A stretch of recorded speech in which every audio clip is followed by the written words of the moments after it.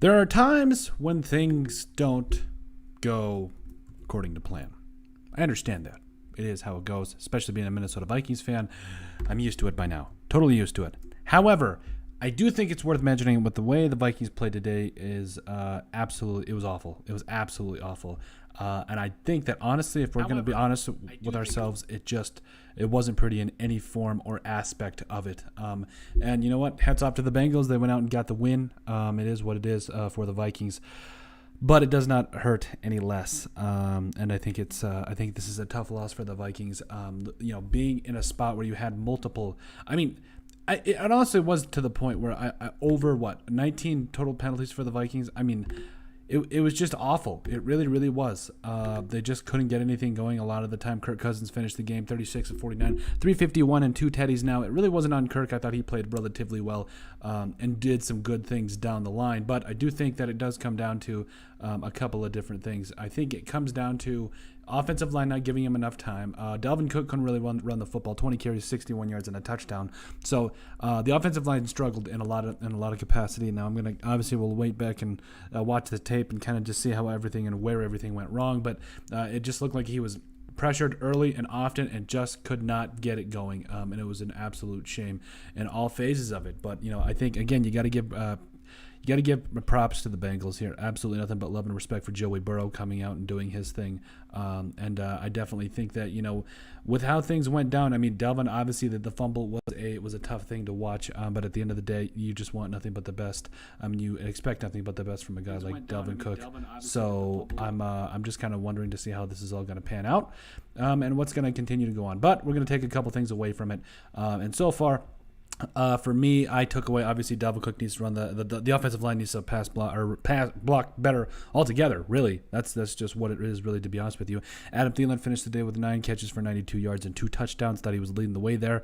KJ Osborne had himself a nice day, 7 catches, 76 yards. And then Justin Jefferson also rounding out the total number 3 there for the Vikings at 5 catches, 71 yards. Really thought that was a touchdown at the end there, or I believe, in the third quarter. But it is what it is. Dalvin got it in the next play or whatever. So you also got Dalvin getting 6 catches for 43 yards, even Tyler Conklin adding 4 catches for 41 yards as well. So I liked what I saw for a large portion of the game, but the offensive line, I will admit, they did kind of figure it out as things went along too. I can't totally we can't just disperse everything they did. They definitely figured it out as things went along and as things got figured out, but it doesn't hurt. It doesn't take away from the hurt that was this loss, and I think that it's going to be a great learning experience for the Vikings, and they're going to have to learn from this, especially moving forward. I mean, this cannot carry over into any of the future games. This has to be. They have to learn from it, move on, and do their things.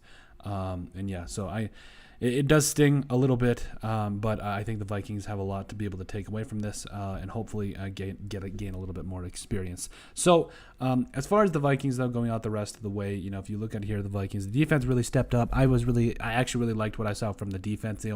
Obviously it wasn't ideal in my mind that Rashad Brulin got just destroyed on that play by Jamar Chase, but it is what it is. I mean, that was rough. That 50-yard touchdown. But I did think there were a lot of positive things. Nick Vigil finished the game with 10 tackles, a sack, and 2 tackles for loss. Eric Kendricks 15 total tackles. Harrison Smith added 6 tackles and a sack as well. You also had Daniil Hunter in there. Good to have him back. I had a sack. Michael Pierce, man, they were shutting down the middle for a lot. Like there were times when you knew they weren't going to be able to run the football, and I was really happy about that. But it needs to be for 4 quarters. That's absolutely what it needs to be. So at the end of the day, you do like what you see overall from this squad. There were a lot of great things, but this is a tough loss, and the Vikings just cannot get down on it. They have to find a way to bounce back and find a way to just take something away from it and do their thing and win football games in the future. Now, on the flip side, obviously the Bengals, happy to get Joe Burrow back, who finished 20 of 27 for 261 yards and 2 touchdowns. Joe Mixon ran the heck out of the football.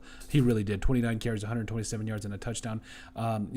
It really is like, I know that the Vikings, Michael Pierce and Dalvin Tomlinson were able to stop the run for a large portion of the game, but they got ran over for for a good portion of it as well. So it was kind of 50-50. There were times where they stopped it and times they didn't.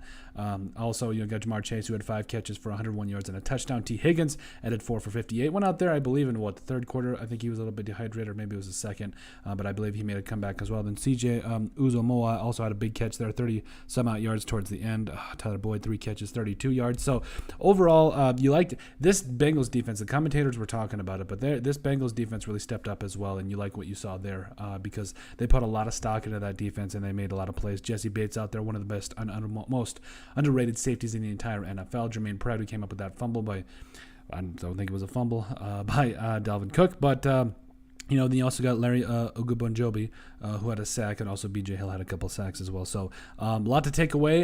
Excited that football's back, but this loss definitely hurts. But let us know what you guys think. Make sure you guys like, subscribe down below, leave a like, and a comment. It helps people find the show. We greatly appreciate all the support that we've gotten and continue to get. You guys are all truthfully awesome, and we appreciate all the love and thing you guys have given. Check out our website at thesportsbriefpodcast.com, and follow us on all social media. And if you have anything you'd like us to cover, just make sure you also send us an email at thesportsbp@yahoo.com.